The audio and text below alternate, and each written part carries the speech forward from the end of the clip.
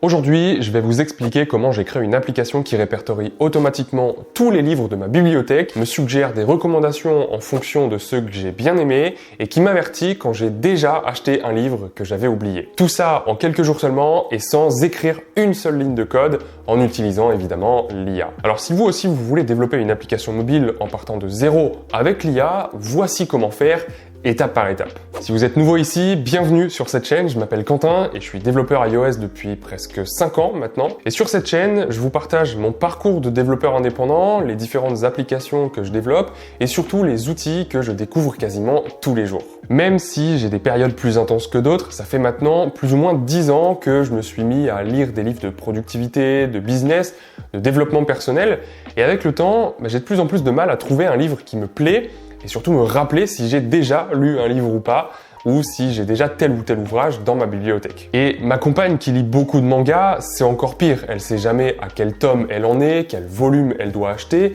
et quelle série commencer quand elle a lu tout ce qu'il y avait dans la bibliothèque. Alors je me suis dit que j'allais essayer de créer une application qui permette de répertorier tous ces bouquins, de savoir en un clin d'œil, en scannant un livre, si on l'a déjà ou pas, et d'avoir une liste des prochains livres à acheter pour compléter sa collection. Et vous allez voir que le plus difficile dans ce projet, c'est de trouver les données, le titre, l'auteur, l'ISBN, les images de couverture, les autres livres de la même collection, ou encore le prix sur Amazon par exemple. Et ça, pour potentiellement tous les livres qui existent au monde. Et c'est là que j'ai découvert une API qui permet littéralement d'accéder à toutes les données publiques du web. Cette solution s'appelle Bright Data et c'est le sponsor de cette vidéo. Avec Bright Data, vous pouvez récupérer toutes sortes de données allant des produits Amazon avec leur prix en temps réel pour comparer les prix, les tendances et discussions Reddit, Twitter ou TikTok pour faire de la veille, ou encore des données sur des sites protégés par des antibots comme Airbnb, Booking, Vinted ou encore Le Bon Coin. Mais tout ça, je vous en parle plus en détail dans la suite de cette vidéo. Comme pour chaque application que je développe, la première étape, c'est de mettre au clair ces idées sur papier pour voir un peu à quoi vont ressembler les différents écrans de l'application. C'est une étape hyper importante parce qu'elle va permettre à l'IA de comprendre ce que vous attendez d'elle et ça accélérera grandement le processus de développement par la suite. L'idée, c'est que lorsque l'utilisateur arrive sur l'application, on lui présente un écran d'accueil avec 3 sections.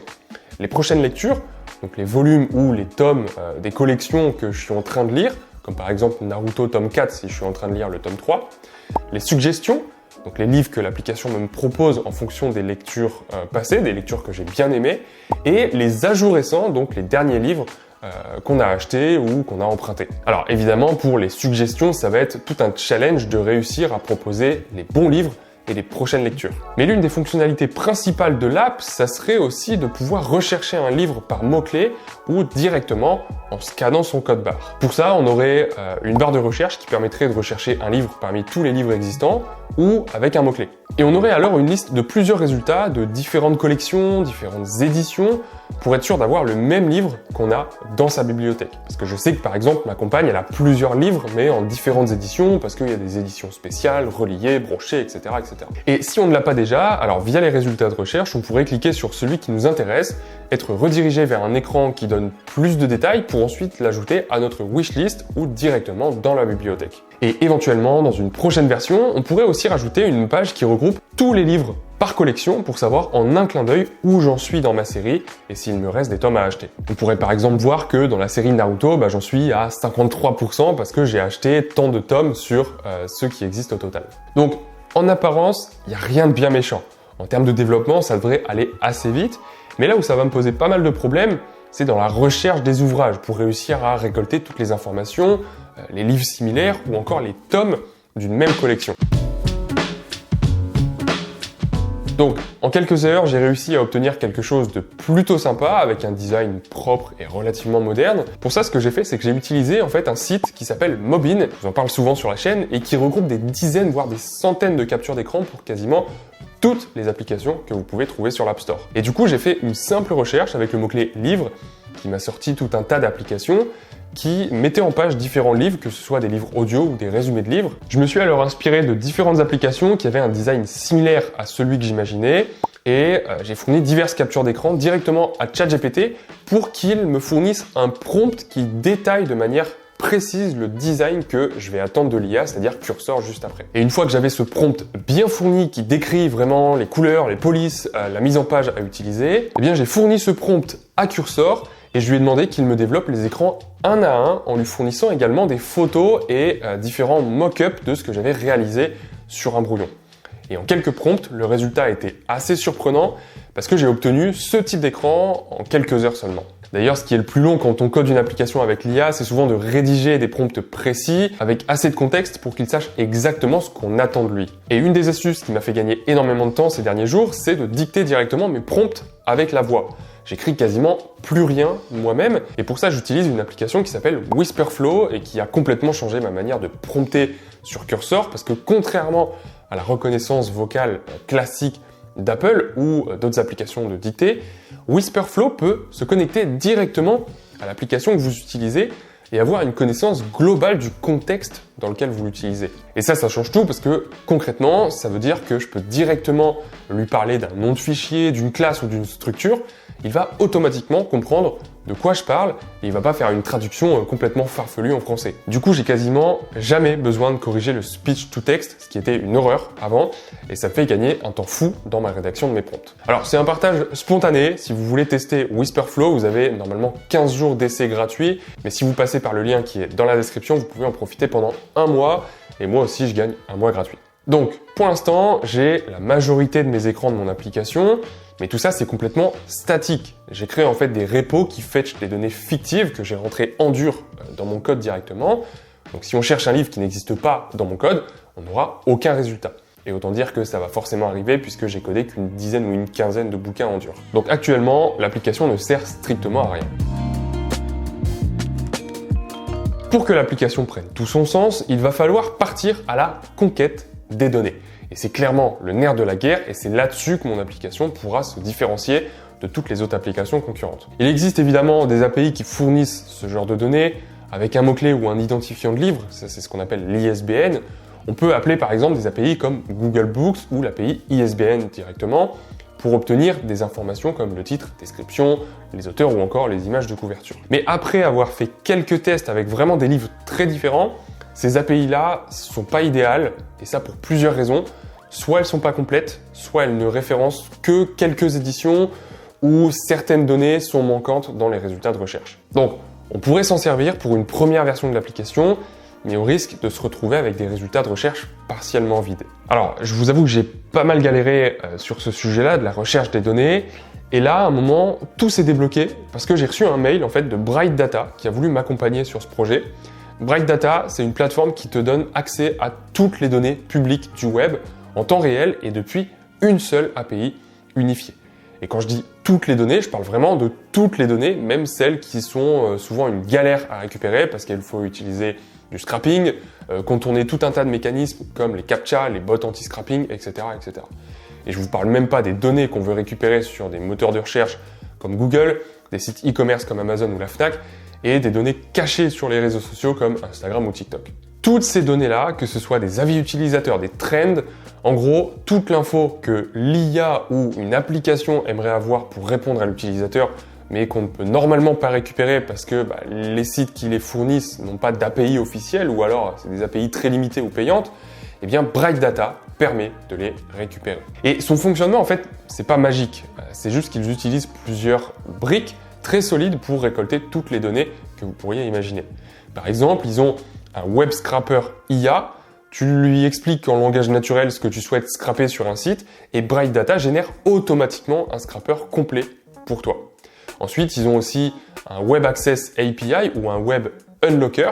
Et ça, c'est pour les sites un peu casse-tête, on va dire, qui contiennent des CAPTCHA, des rate limits ou des anti-bots.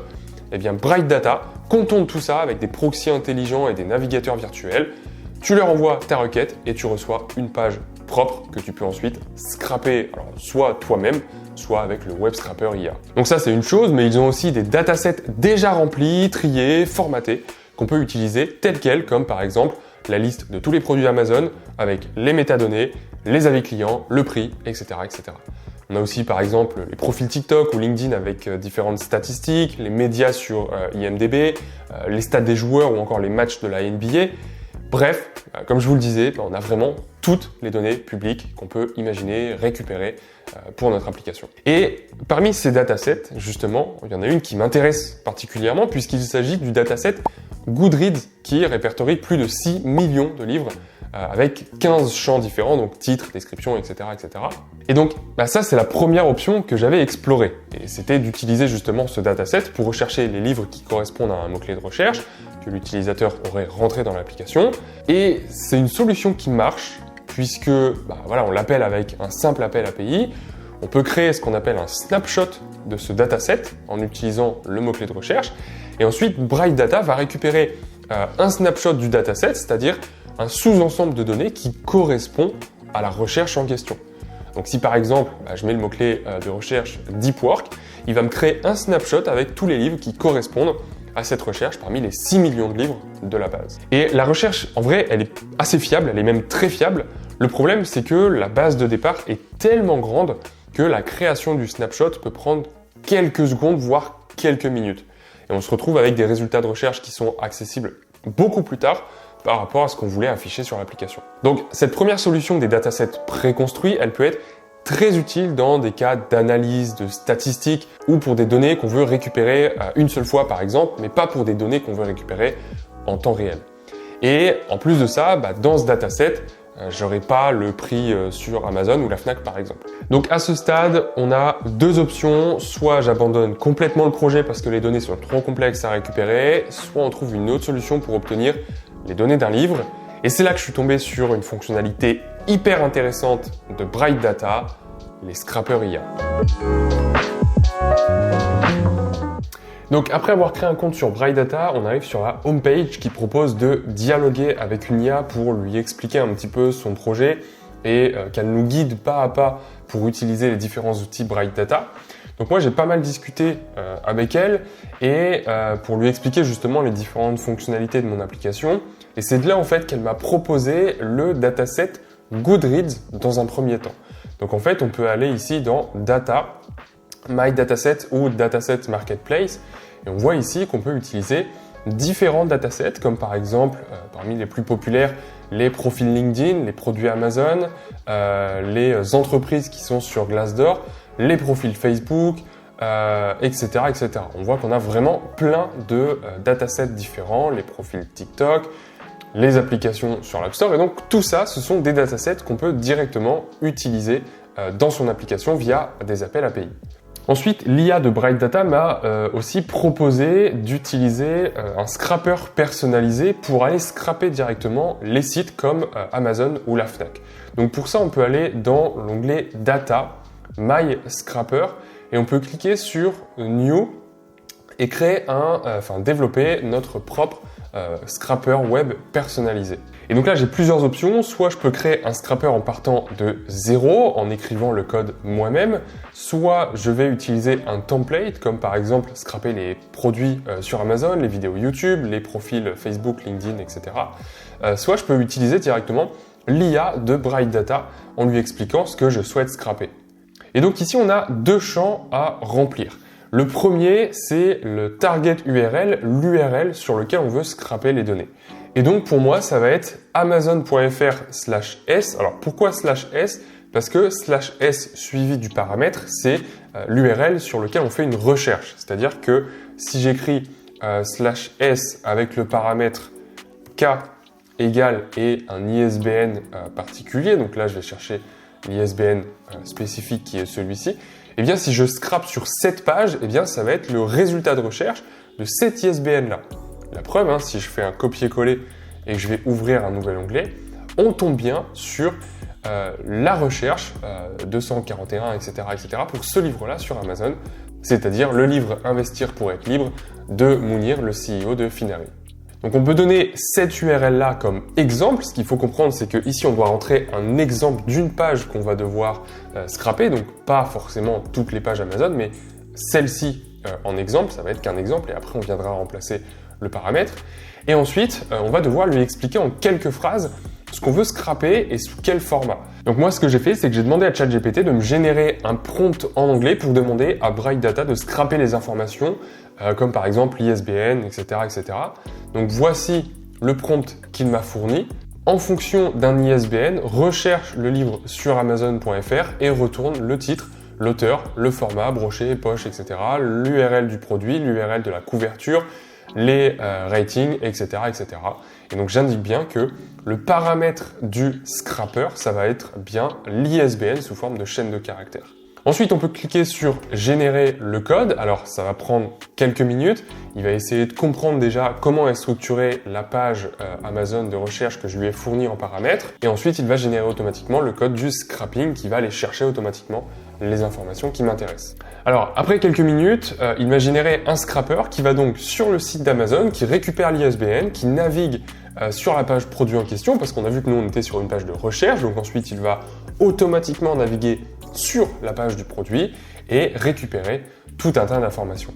Alors, on ne va pas rentrer dans le code ici en détail. De toute manière, moi-même, je ne comprends pas à 100% le code qui a été généré ici. C'est du code qui a été généré par l'IA de Bright Data. Mais voilà, en quelques lignes, on peut comprendre qu'il va sur le site amazon.fr/s. Ensuite, il vérifie que j'ai bien en entrée un ISBN. Et après, il va faire tout un tas d'actions sur la page en question pour retrouver toutes les informations. Donc, ce qu'il faut savoir aussi, c'est que Bright Data utilise plusieurs étapes pour naviguer dans un premier temps via un navigateur virtuel sur la page en question. Ensuite, il va parser le code et après, il va créer une deuxième étape pour aller chercher toutes les informations à l'intérieur du code et les retourner. On le voit ici, hop, return avec le book title, l'auteur, le current price, etc., etc. Et d'ailleurs, on peut directement tester ce scrapper. On voit que là, j'ai testé le scrapper pour différentes valeurs d'ISBN. Donc, ce qu'on peut faire, c'est aller sur Amazon et rechercher, par exemple, Naruto. Alors, plutôt Naruto livre. Et ici, je vais prendre le premier, le tome 5, par exemple. On va aller chercher l'ISBN en question, donc qui est ici, l'ISBN 10. Et si je retourne sur Bright Data, eh bien ici, je peux rentrer une nouvelle ligne en cliquant sur New Input. Je viens ici mettre l'ISBN en question, l'URL, je vais mettre la même, et je clique sur Preview. Et là, il va me lancer automatiquement la première étape du scrapper. On va pouvoir faire pareil avec la deuxième étape du scrapper, puisque moi j'ai deux étapes différentes. Et on voit que via la première étape, eh bien, il m'a trouvé l'URL du produit en question.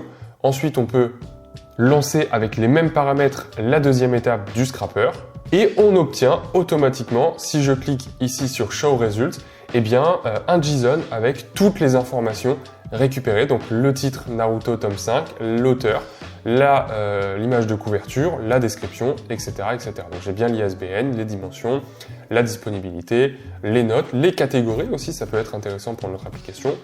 Là pour le coup, il a juste pas trouvé le prix actuel, donc on voit que des fois le scrapper ne réussit pas à aller chercher toutes les données, mais ça va vraiment dépendre de chacun des produits et la plupart du temps il arrive à me trouver au moins le prix actuel.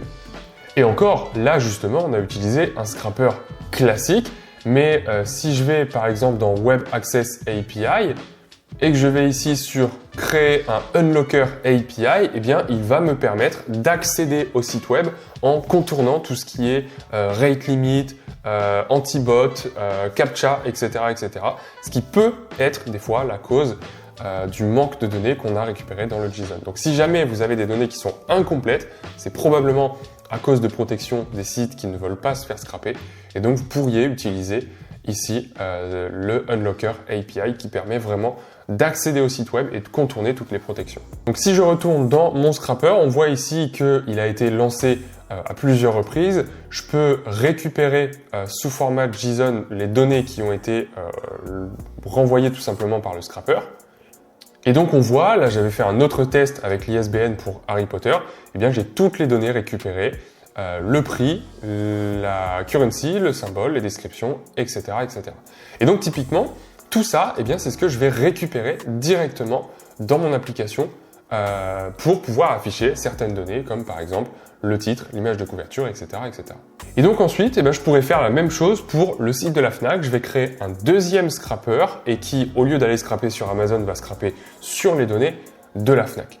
Alors vous allez me dire, pourquoi aller chercher les données sur la Fnac alors qu'on les récupère déjà sur le site d'Amazon? Eh bien pour deux raisons. La première, c'est que l'idéal pour mon application, ce serait d'obtenir à la fois le prix sur Amazon et sur la Fnac, voire sur d'autres plateformes pour pouvoir fournir en fait une sorte de comparaison des prix à mon utilisateur.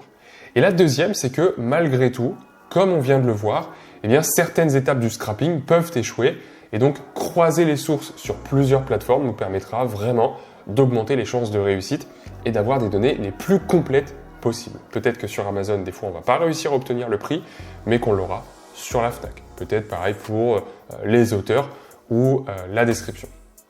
Et donc là où on se rend vraiment compte de la puissance de Bright Data, c'est que en cliquant sur l'onglet Initiate via API, eh bien on peut directement appeler le scrapper, comme on le voit ici, via un appel API, donc soit dans mon back-end, soit dans l'application directement. On ne va pas le faire dans l'application, on va voir comment on va s'en servir, mais on peut directement, avec un seul appel API, utiliser notre scrapper généré sur Bright Data. Donc au final, Bright Data, c'est un peu comme si vous aviez un navigateur invisible qui peut visiter n'importe quel site, contourner les filtres anti-bot, lire les informations et vous retrouver uniquement ce que vous aviez demandé, et tout ça automatiquement sans écrire une seule ligne de code. Donc merci encore à Bright Data de m'accompagner sur ce projet, et si vous aussi vous avez besoin de récolter des données publiques sur le web sans vous embêter avec une API ou du scrapping complexe, ou tout simplement en utilisant un dataset préconstruit comme on les a vus précédemment, n'hésitez pas à cliquer sur le premier lien qui est en description. Vous pourrez bénéficier de 15 $ de crédit offert pour tester Bright Data gratuitement et sans remplir aucune coordonnée bancaire. Toutes les infos sont en description, et si vous avez besoin d'aide pour utiliser un de leurs produits, n'hésitez pas, l'espace commentaire est à vous. Donc si on résume, actuellement on a un front-end complet avec des écrans statiques qui utilisent des données de preview et une API Bright Data qui me permet de scraper en utilisant un seul appel API les données sur Amazon, la Fnac et potentiellement n'importe quel autre site de moteur de recherche. Mais pour que l'application soit fonctionnelle, il faut encore pouvoir brancher les données récoltées à l'application directement. Et pour ça, il va falloir créer un back-end personnalisé. Le rôle de ce back-end, ça va être de faire les deux appels API, donc un pour récupérer les données Amazon et un autre pour les données sur le site de la Fnac, et de fusionner les données récupérées sur ces deux sources par Bright Data pour un même livre. Et c'est ensuite ce back-end-là qu'on va appeler via un appel API dans notre application finale. C'est d'ailleurs ça que Bright Data appelle le Web Discovery, c'est le fait d'utiliser en fait un seul endpoint maison alimenté par les différents outils de Bright Data, donc les scrappers IA, etc., pour récolter toutes les données du web. Alors évidemment, comme je n'y connais rien en back-end, j'ai encore demandé à Cursor de me générer le code d'un back-end en Node.js pour qu'il me fasse l'appel à mes deux scrappers Bright Data et qu'il fusionne les données et qu'il me les renvoie surtout sous forme d'un seul objet JSON. Et au bout de quelques itérations, j'ai pu lancer mon back-end en local sur mon Mac, appeler le endpoint book avec le paramètre query en lui fournissant le ou les mots-clés de recherche en paramètres, et il me renvoie directement un seul JSON avec toutes les données à l'intérieur. Et en fait, c'est là que Bright Data change tout. Mon back-end n'a même pas besoin de connaître l'architecture des sites, la pagination, les cookies, les headers. Je lui donne un ISBN et Bright Data s'occupe d'aller chercher toutes les données qu'il me faut. Par exemple, si on lance une recherche avec le mot-clé Naruto, on récupère quelque chose de ce style, et plutôt que d'utiliser 5 API différentes, Bright Data me permet d'utiliser une seule API qui va chercher toutes les données nécessaires, que ça vienne d'Amazon, Google ou la Fnac, ou même des réseaux sociaux potentiellement. Et j'ai plus qu'à fusionner les résultats dans mon petit back-end maison et le tour est joué. Et demain, et c'est d'ailleurs même la prochaine étape du développement de l'application, ce même back-end pourrait alimenter une IA qui te recommande les livres en fonction de tes lectures passées ou qui te dit automatiquement s'il te manque des volumes dans ta collection. Alors oui, l'application est encore loin d'être terminée, mais j'espère que ce premier épisode vous aura plu et que l'application pourrait vous être utile, à vous. En tout cas, merci à Bright Data de m'avoir aidé dans la tâche la plus complexe de cette app, c'est-à-dire la récolte des données publiques sur le web. Encore une fois, n'hésitez pas à regarder dans la description si vous voulez utiliser leurs produits. Vous avez 15 $ de crédit pour tester Bright Data sans engagement. Et nous, pour l'instant, on a en quelque sorte un petit POC fonctionnel qui permet de rechercher des livres sur le web sans passer par 10 000 API complexes, qui affiche les résultats dans une liste et qu'on peut ajouter à sa propre bibliothèque pour ne jamais se planter lorsqu'on achète un nouveau livre. Dans les prochaines vidéos, on va essayer d'améliorer la qualité des données récoltées, de regrouper les livres en collection et de mettre en place un algo pour les suggestions et les livres similaires basés sur les goûts de l'utilisateur. Et ça, pourquoi pas, en utilisant un serveur MCP avec Bright Data. Si cette vidéo vous a plu, n'hésitez pas à me le faire savoir en commentaire et nous on se retrouve très bientôt pour un prochain épisode.